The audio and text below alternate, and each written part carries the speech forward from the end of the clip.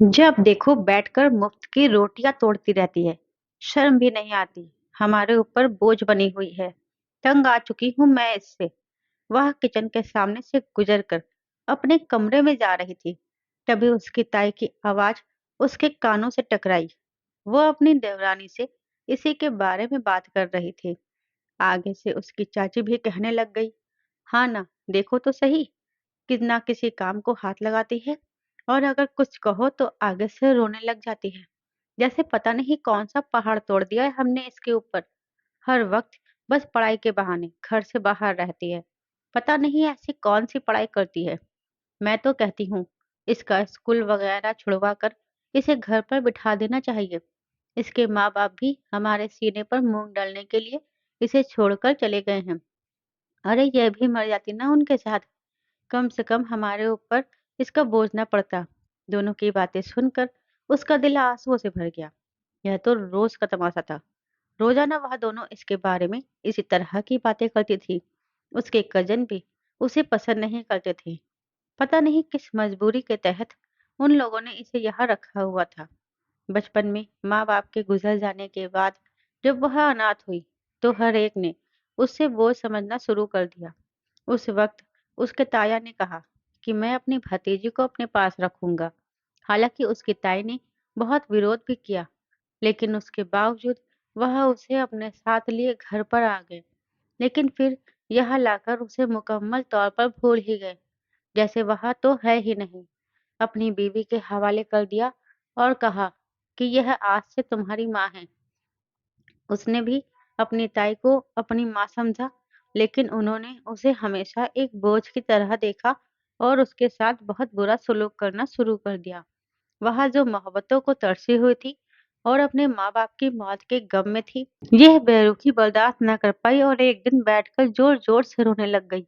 जब उसके ताया ने कहा कि क्यों रो रही हो, तो कहने लगी, ताई माँ मुझे बहुत मारती है। लेकिन उसी वक्त उसकी ताई वहां पर आ गई और कहने लगी, कैसी लड़की है, यह मैं इस बच्ची को इतना ध्यान रखती हूँ और इसको देखो अभी से चालाकियां दिखा रही है, मुझ पर किस तरह का इल्जाम लगा रही है। मैंने इसकी परवरिश में किसी तरह की कोई कसर नहीं छोड़ी। सोचा कि इसके माँ बाप नहीं है, बिन माँ बाप की बच्ची है, तो इसका ध्यान रखती हूँ। लेकिन ये है कि मुझ पर ही झूठे इल्जाम की बारिश कर रही है। अरे सब मुझे ही गलत कहेंगे ना कि मैं एक बच्ची पर जुल्म कर रही हूँ। ऐसा कुछ नहीं है। मैं चाहती हूँ कि यह अच्छे से पढ़े लिखे। मैंने सिर्फ इतना कहा था कि पढ़ाई करो, लेकिन इसने पढ़ाई पर ध्यान नहीं दिया। क्या मैं अपने बच्चों को नहीं डांटती? अगर इसे कुछ कह दिया तो इसका क्या मतलब? यह इस तरह से पेश आएगी। वह खुद को बहुत जालिम साबित कर रही थी। हालांकि सच्चाई कुछ और ही थी। उन्होंने जबरदस्ती इस नन्ही बच्ची से कहा था कि कपड़े धो, और जब उससे कपड़े नहीं धुले गए तो उसे जोर जोर से मारा। बेचारी के जिस्म पर नील के निशान भी पड़ गए थे। दर्द बर्दाश्त न करने की वजह से वह रो पड़ी थी। और अब उसकी ताई झूठ बोलकर सबकी हमदर्दी हासिल कर रही थी। सब उसे नफरत की निगाहों से देखने लगे और कहने लगे कि जैसे माँ बाप थे वैसे ही यह है। इसकी माँ भी ऐसी नाजुक औरत थी और ना जाने क्या कुछ उसके माँ बाप के बारे में कहना शुरू कर दिया। उसके तानों से एक जोरदार थप्पड़ मारा और कहा कि एक तो मैं तुम्हें अपने घर लेकर आया हूँ, कोई भी तुम्हें अपने साथ रखने को तैयार नहीं था। ऊपर से तुम हमारे ही घर में तमाशा कर रही हो। अगर यहाँ रहना है तो जैसा मेरी बीवी कहती है वैसा ही तुम्हें करना होगा, वरना इस घर से बाहर निकल सकती हो। यहाँ पर तुम्हारी कोई जगह नहीं होगी। ये कहकर वो वहां से चले गए। पीछे उसकी ताई मुस्कुराते हुए उसकी तरफ मुड़ी और कहने लगी, बड़ी आई मेरी शिकायत लगाने वाली। आइंदा अगर तूने ऐसी हिम्मत की ना तो तेरी टांगे तोड़ दूंगी। ऊपर वाले पोर्शन की सीढ़ियों पर खड़ी उसकी चाची भी यह तमाशा काफी देर से देख रही थी। वह जानती थी कि सच्चाई क्या है, लेकिन वह उसके बावजूद अपनी जिठानी का ही साथ देती थी। बाद में जैसे जैसे यह बड़ी होती गई, तब उसे पता चला कि उसके ताया ने सबके सामने उसे अपनाने का क्यों वादा किया था, सिर्फ और सिर्फ उसकी अब्बा की जायदाद की खातिर। उन्हें लगा था कि जिस घर में वो लोग रहते हैं वो उसके अब्बा के नाम पर ही है। लेकिन बाद में उन्हें यह हकीकत पता चली कि इसके अब्बा को बिजनेस में नुकसान हुआ था और उन्होंने उस घर को गिरवी रख दिया था, जिस वजह से इनका रवैया फौरन ही तब्दील हो गया था। अब सब लोग उसे बोझ ही समझेंगे ना। जब किसी को किसी भी तरह से जायदाद और पैसे की उम्मीद ना रही, तो सबने उस पर जुल्म के पहाड़ तोड़ना शुरू कर दिए थे।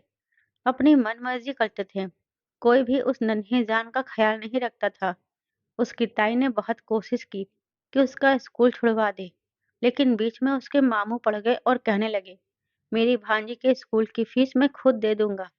वो चाहते थे कि अनम को अपने पास अपने घर में रखे, लेकिन अपनी बीवी के रवैये से वो अच्छे से आगाह थे। उनकी बीवी हरगिज भी अनम को कबूल न करती और उस पर बहुत जुल्म करती।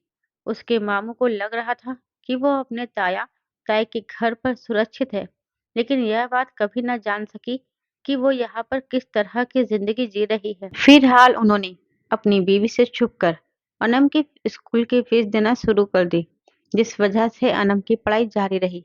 और यही चीज उसकी ताई और चाची को पसंद नहीं आ रही थी। वो चाहती थी कि वो पढ़ाई ना करे, इसलिए जैसे ही वो स्कूल से आती थी, उसे किचन के कामों में लगा देती थी और रात तक उसे इन कामों से फ्री ना होने देती। जानबूझकर कोई ना कोई नया काम खोल कर सामने रख देती और खुद बैठकर मजे से ऐश करती। इस मासूम पर जुल्म ढाते हुए उन्हें इस बात का अंदाजा ही नहीं था कि अल्लाह की लाठी बेआवाज होती है। वो जुल्म करने वाले का साथ देता है और जालिम को हमेशा नष्ट करता है। वो भी इस अनाथ बच्ची पर इतना जुल्म कर रही थी और भगवान के इंसाफ को संपूर्ण तौर पर भुला चुकी थी। वो बेचारी अपने दिल की बात किससे कहती? हमेशा अकेले बैठकर ही रोती रहती। उसे तो इस घर में खाने-पीने और रहने को भी जगह बहुत मुश्किल से मिलती थी। छत पर एक स्टोर रूम में उसे रहने की इजाज़त दी गई थी। पहले वो नीचे वाले कमरे में रहती थी, लेकिन फिर उसकी ताई ने कहा कि मेरे बच्चों के लिए जगह कम पड़ती है, इसलिए तुम ऊपर स्टोर रूम में रह लो और जगह नहीं है, वरना जहाँ मर्जी पड़े रहो, मुझे कोई परवाह नहीं। मजबूरन उसे स्टोर रूम में ही रहना पड़ा। वहाँ पर गर्मियों के दिनों में इतनी शदीद गर्मी होती थी और मच्छर होते थे कि इंसान की हालत खराब हो जाती थी। वो वहाँ सो नहीं पाती थी। उसकी ताई भी इस बात से अच्छे से वाकिफ थी, इसीलिए जानबूझकर उसे वहाँ भेजा था। हालांकि नीचे वो अपनी बेटी के कमरे में उसे सुला सकती थी, कोई मसला नहीं था। या फिर उसकी चाची भी अपने घर में रख सकती थी। उनके घर में तो 2-3 कमरे वैसे ही खाली पड़े थे, लेकिन दिलों में जगह नहीं थी। असल बात यही थी, घरों में तो थी, लेकिन दिल में जरा बराबर जगह नहीं थी। उसने वक़्त गुज़ारने के साथ-साथ उन लोगों से उम्मीद लगाना ही छोड़ दी थी। उनके असली रूप को देख चुकी थी और यह बात जान चुकी थी कि सब के सब लालची हैं और उस पर ज़ुल्म करने को हमेशा तैयार रहते हैं। बस वो किसी न किसी तरह से अपनी पढ़ाई को जारी रखना चाहती थी और उसके लिए वो अपने मामों की शुक्रगुज़ार थी, जो मुश्किल हालात में भी उसकी मदद करने की पूरी कोशिश करते थे। उनके अपने घर के भी हालात ठीक नहीं थे, वरना वो किसी न किसी तरह से उसे अपने पास ही रख लेते। वो एक गरीब इंसान थे। जब वो स्कूल जाती थी, तो वो अक्सर उससे मिलने के लिए वहीं पर आ जाते और हमेशा उसे सब्र करने को कहते थे। एक उसके मामू ही थे जो उसे हिम्मत देते थे और आगे बढ़ने की शिक्षा देते थे। उन्हीं की वजह से वह आगे बढ़ पा रही थी और पढ़ाई में अपना दिल लगा रही थी। उन्होंने उसे समझाया था कि एक बार तुम अपने पाँव पर खड़ी हो जाओ, उसके बाद यह सब लोग देखना किस तरह से बदल जाएंगे। इन सब का रवैया तुम्हारे साथ संपूर्ण तौर पर परिवर्तन हो जाएगा। बस तुम्हें किसी मुकाम पर पहुंचना है। और उसने इनकी यह बात गांठ बांध दी और पूरा ध्यान अपनी पढ़ाई में लगा लिया। बेशक उसकी चाची और ताई उसे पढ़ने नहीं देती थी, लेकिन फिर भी रात को बैठकर वह किसी न किसी तरह से पढ़ाई कर ही लेती थी। अगले साल उसका कॉलेज शुरू हो जाता। उसने सोचा था कि कॉलेज शुरू होने के साथ ही मैं ट्यूशन पढ़ाना शुरू कर दूंगी, ताकि आगे कॉलेज की फीस वगैरह और कॉपी किताबों का खर्चा मैं खुद उठा सकूं। मामू पर बोझ ना बनूं, क्योंकि उनके अपने बच्चे बड़े हो रहे थे और उनके भी खर्चे थे। ऐसे में मामू के लिए बहुत मुश्किल पैदा हो रही थी। वह इससे वैसे कहते तो नहीं थे, लेकिन वो उनके बिना कहे समझ जाती थी। जब उसका मैट्रिक हो गया, तो उसने मोहल्ले के बच्चों से ट्यूशन की बात करना शुरू कर दी। उनके घर गई और उनकी माँ से बात की। कुछ ही दिन बाद उन लोगों ने अपने बच्चों को पढ़ने के लिए भिजवा दिया। वो ऊपर छत पर बैठाकर उन्हें पढ़ाती थी। बहुत गर्मी होती थी, लेकिन फिर भी वो बच्चों को हाथ से पंखा झलती और किसी न किसी तरह से उन्हें पढ़ाती। उसकी ताई और चाची को यह बात बिल्कुल पसंद नहीं आ रही थी, लेकिन उसने अपने ताया से कहा कि मैं आपसे कभी भी कुछ नहीं मांगती। कम से कम मैं अपना खर्चा खुद उठा सकती हूँ। मैं यह करना चाहती हूँ।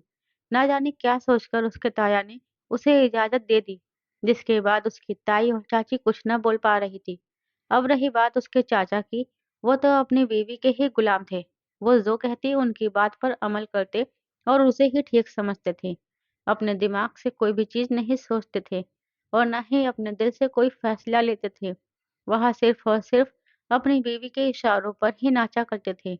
इसलिए उसे अपने चाचा से तो किसी तरह की कोई उम्मीद नहीं थी। लेकिन उसके ताया थोड़े अलग थे। वह घर के बड़े भी थे और गुस्से के तेज थे। इसलिए उसकी ताई ना चाहते हुए भी उनकी बात मानने पर मजबूर हो जाती थी, क्योंकि अपने शौहर के गुस्से से वह अच्छी तरह से वाकिफ थी। वह जो फैसला कर लेते थे, सबको वही मानना पड़ता था। जब कॉलेज में एडमिशन आए, तो उसने इंजीनियरिंग में दाखिला लिया। उसे इंजीनियरिंग पढ़ने का बहुत ज़्यादा शौक था। उसकी क्लास में लड़कियों से ज़्यादा लड़के पढ़ते थे, लेकिन उसे इस बात की परवाह नहीं थी। वह अपनी पढ़ाई पर ध्यान देना चाहती थी, लेकिन उसकी ताई को न जाने ये बात कहाँ से पता चल गई। उन्होंने ऐसा हंगामा डाला कि सबके सामने उसे बेइज्जत करके रख दिया। बहुत मुश्किलों से यह मामला संभला था, वरना वह तो चाहती थी कि उसका कॉलेज ही छूट जाए। पूरा दिन घर पर रहकर वो घर के कामकाज करती रही, लेकिन बीच में उसके मामू पड़ गए थे और उन्होंने किसी न किसी तरह से इस मसले को संभाल लिया था। ये 2 साल उसने बहुत ही मुश्किल से गुज़ारे। पढ़ाई पर ध्यान देना उसके लिए बहुत मुश्किल होता जा रहा था। बोर्ड के पेपर देने थे और हालात यह थे कि घर पर पढ़ने के लिए एक लम्हा भी नहीं मिलता था। बच्चों को पढ़ाकर वो पूरा वक़्त सिर्फ़ घर के कामों में मसरूफ़ रहती थी।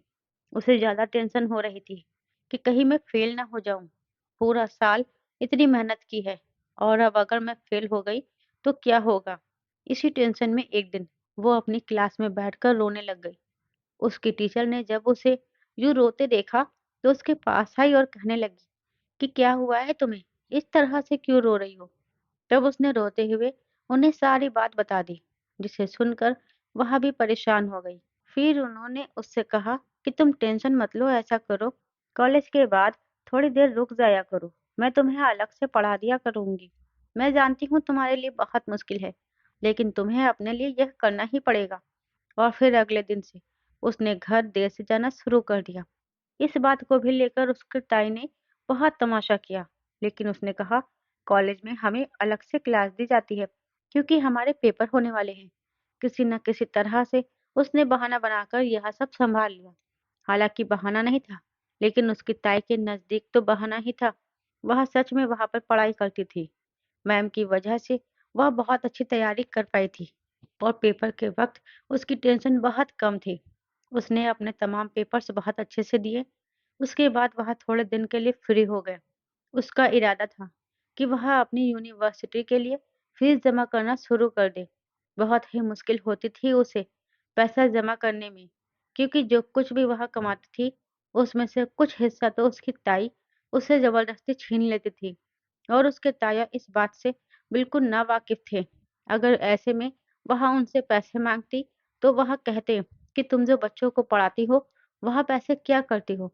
अगर वह अपनी ताई का नाम लेती, तो वह उस पर ही उल्टा इल्ज़ाम उस पर ही कर देती और नई-नई कहानियाँ बना लेती। इसलिए मुसीबत से बचने के लिए उसने बच्चों को ओवरटाइम देना शुरू कर दिया। थोड़े बहुत पैसे ज़्यादा आ गए। उसने एक दिन बच्चों की माँ को बुलाया और सबसे दरख्वास्त की कि मेरे घर में किसी को यह बात ना बताई जाए कि आप लोग मुझे कितनी फीस देते हैं, वरना मेरे लिए बहुत मुश्किल खड़ी हो जाती है। वह मुझसे पैसे ले लेते हैं। वह औरतें जानती थी कि बेचारी पर इतना जुल्म होता है और उसके माँ-बाप तो जब से गुजरे हैं, तब से उन लोगों ने इसे घर की नौकरानी बनाकर रखा है। इसलिए उन्होंने उसकी बात मान ली। उसकी ताई ने जब भी उन लोगों से सवाल किया, तो उन्होंने असल रकम कभी नहीं बताई।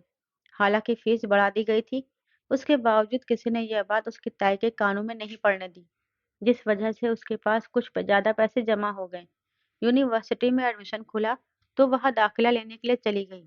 फीस इतनी ज़्यादा बढ़ चुकी थी कि उसके होश उड़कर रह गए थे, लेकिन किसी न किसी तरह से उसे दाखिला लेना ही था।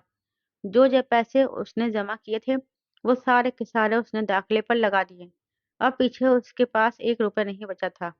फिलहाल जैसे-तैसे करके उसकी यूनिवर्सिटी भी शुरू हो गई।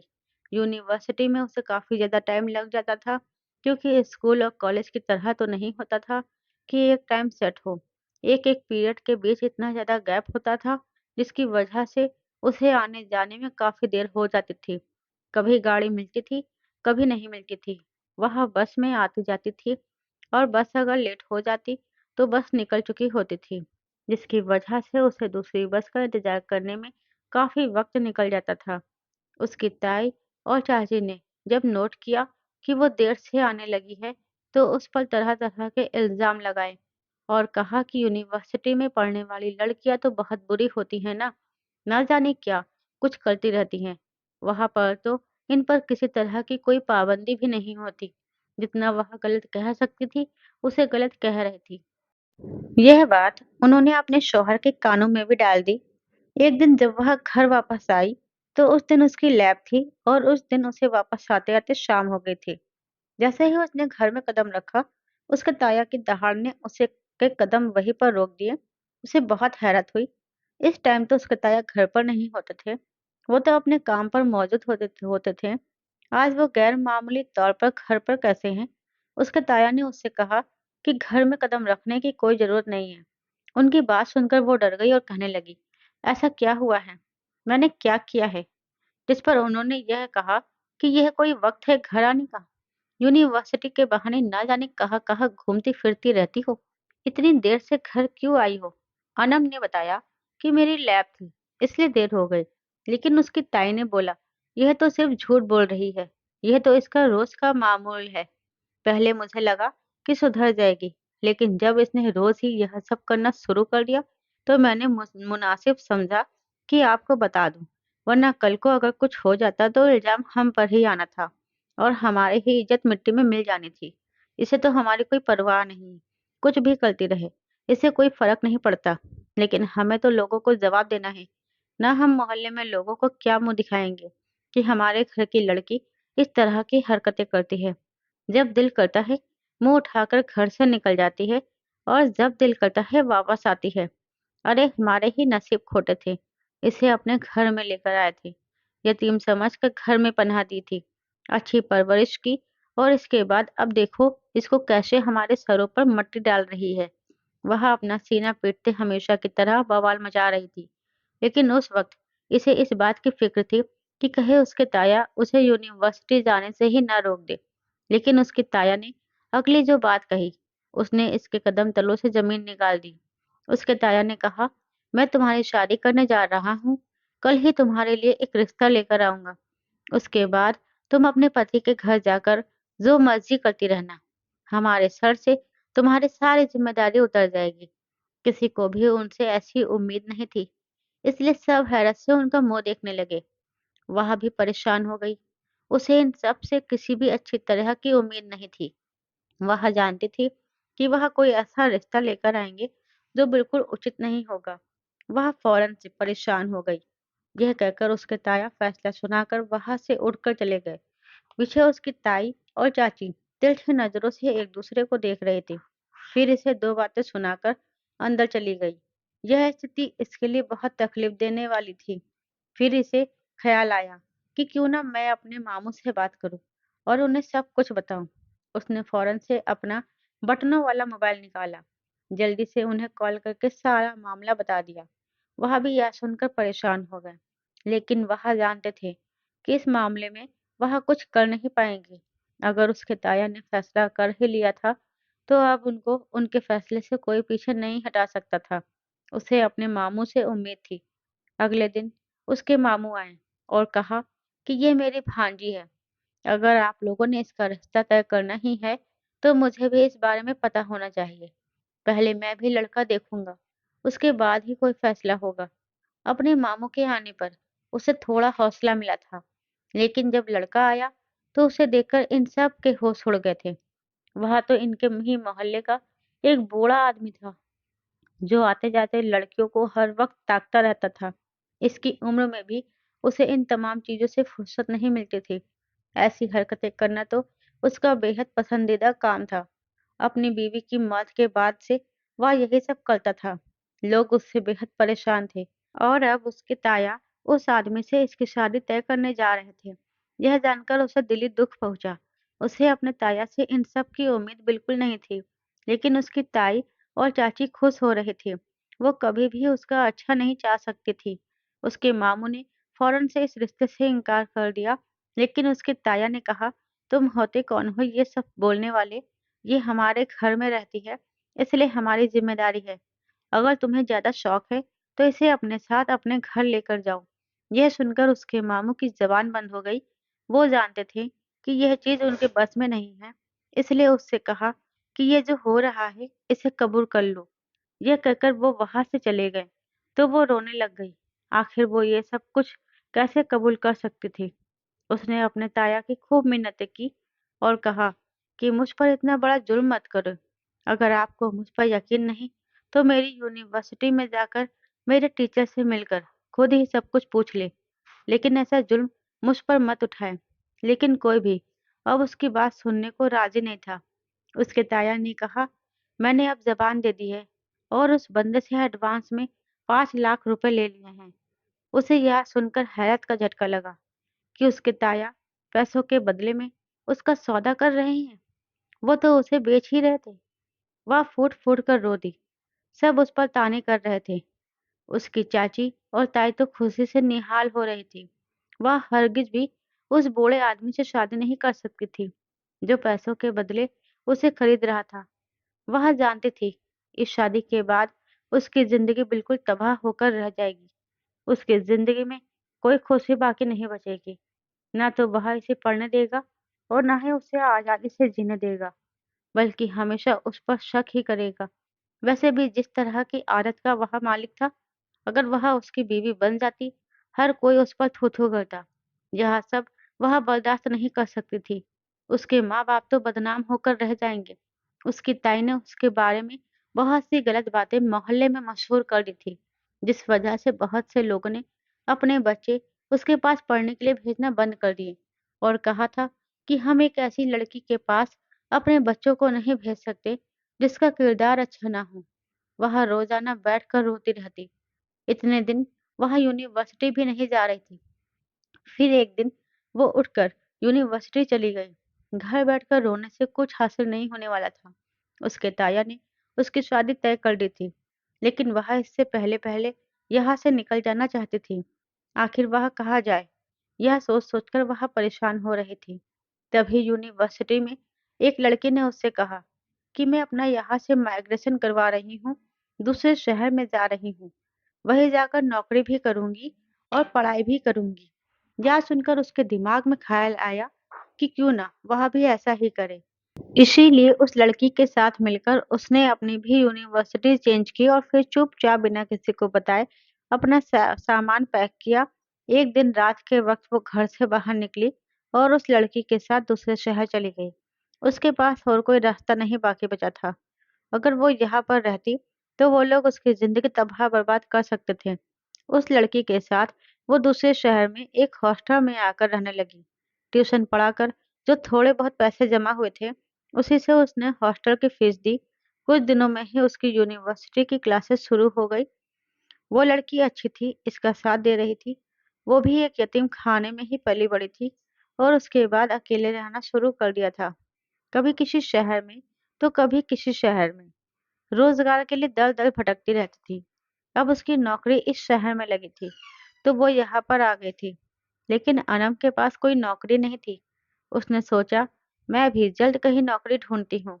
जितनी उसकी शिक्षा थी, उस हिसाब से उसे कोई भी अच्छी नौकरी मिलने का मुश्किल नहीं था।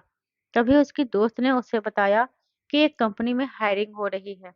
तुम वहाँ जाकर अप्लाई करो।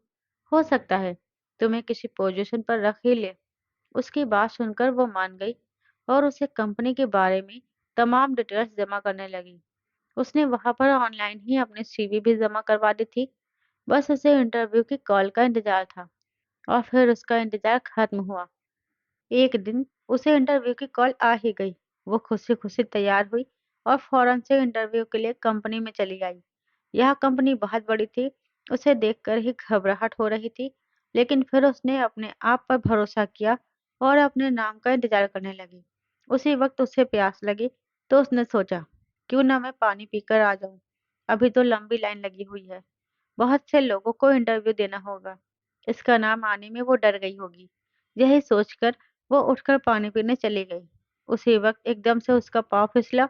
इससे पहले कि वो जमीन पर गिरती, किसी ने एकदम से उसकी कमर पकड़कर उसे गिरने से बचाया। अनम ने सर उठाकर देखा तो सामने एक लड़का खड़ा था। उसे अपने करीब देखकर तुरंत इसका हाथ उठा और उसके मुंह पर एक जोरदार थप्पड़ मार दिया और कहा कि आप में जरा भी शर्म नहीं है। किसी लड़की का यूं इस तरह से फायदा उठा रहे हैं। छोड़ो मुझे, आपकी हिम्मत कैसे हुई मुझे हाथ लगाने की। इसकी बात सुनकर सामने वाले शख्स के चेहरे पर तेज गुस्सा उमड़ गया। इससे पहले कि वो इससे कुछ कहता, उसी वक्त किसी ने उसे आवाज देकर बुला लिया। मिस्टर रोहन, जल्द ही आ जाएं, सब आपका इंतजार कर रहे हैं। अपने नाम की पुकार सुनकर वह फौरन से वहां से वापस मुड़ गया। पीछे वह खड़ी तिलमिला रही थी। इसे उसकी इस हरकत पर बहुत गुस्सा आ रहा था। उसे लग रहा था कि उसने जानबूझकर इसे पकड़ा था और इसका फायदा उठाना चाह रहा था। ना जाने वो इसके बारे में क्या-क्या सोचती जा रही थी। इस बात से अनजान कि वो शख्स कौन है और इस कंपनी में किस हैसियत से आया था। बिना पानी पिए वो वहां आकर वापस बैठ गई। थोड़ी देर बाद उसका नाम पुकारा गया, तो वो जैसे ही अंदर गई तो देखा कि सामने ही मैनेजर और उसके साथ दो और लोग बैठे हुए थे। ये उसकी जिंदगी का पहला इंटरव्यू था। इसे डर लग रहा था, लेकिन हैरत तो इसे तब हुई जब उसकी सीवी वगैरह एक बार देखने के बाद मैनेजर ने उससे कहा कि हम आपको पहले ही सेलेक्ट कर चुके हैं। ये सुनकर उसने हैरत से सर उठाकर उसे देखा और कहने लगी, आपने तो मेरा इंटरव्यू भी नहीं किया।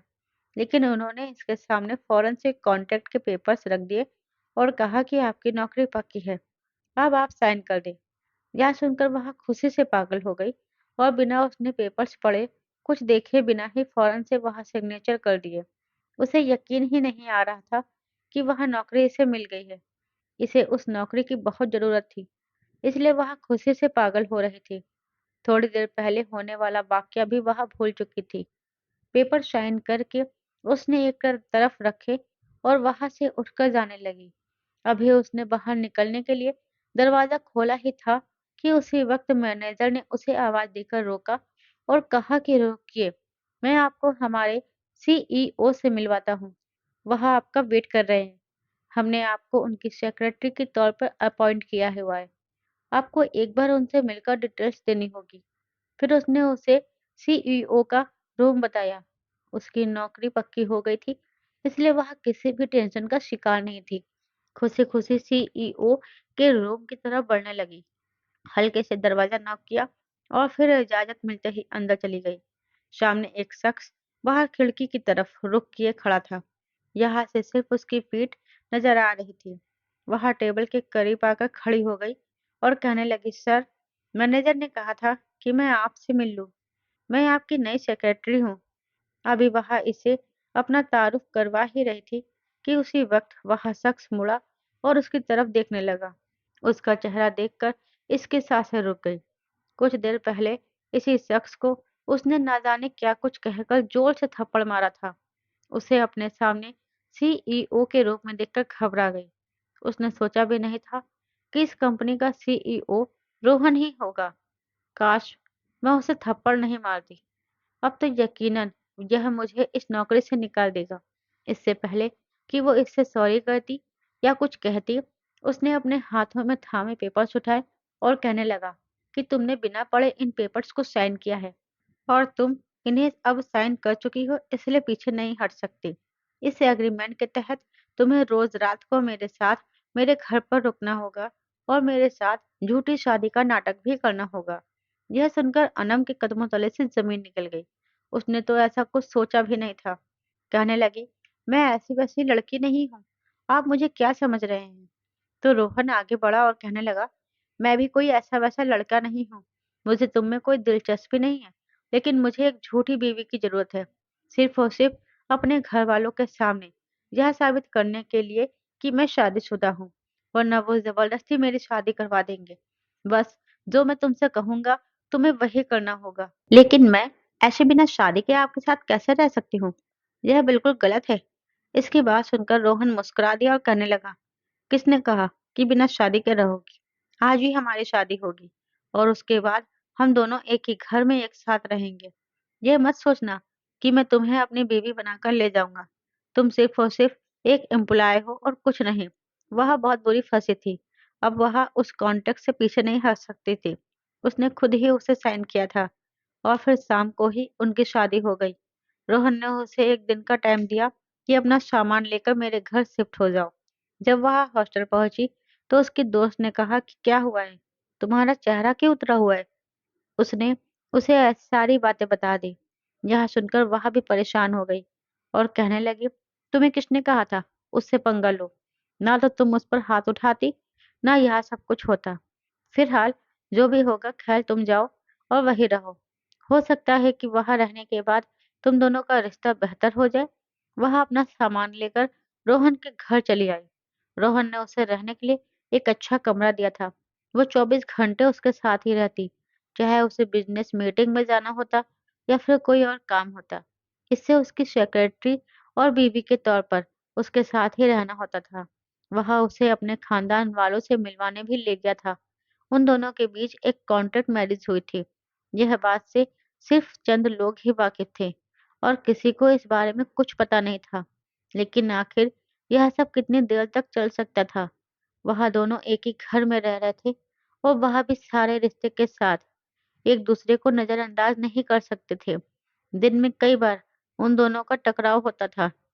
उसके साथ रहते-रहते उसे अंदाजा हुआ था कि रोहन बेशक एक सख्त बिजनेसमैन है, लेकिन असल में वह एक अच्छे किरदार का इंसान है।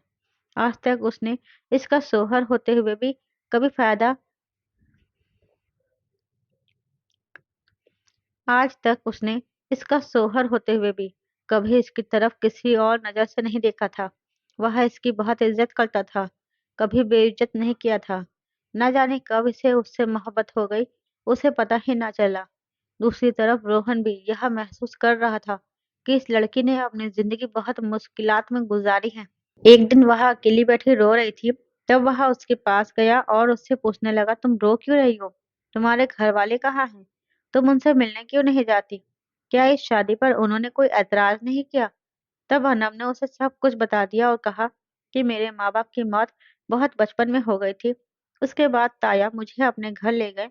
वहीं से मेरी जिंदगी जहन्नुम बनना शुरू हो गई। मैंने बहुत ही बुरी जिंदगी जी थी।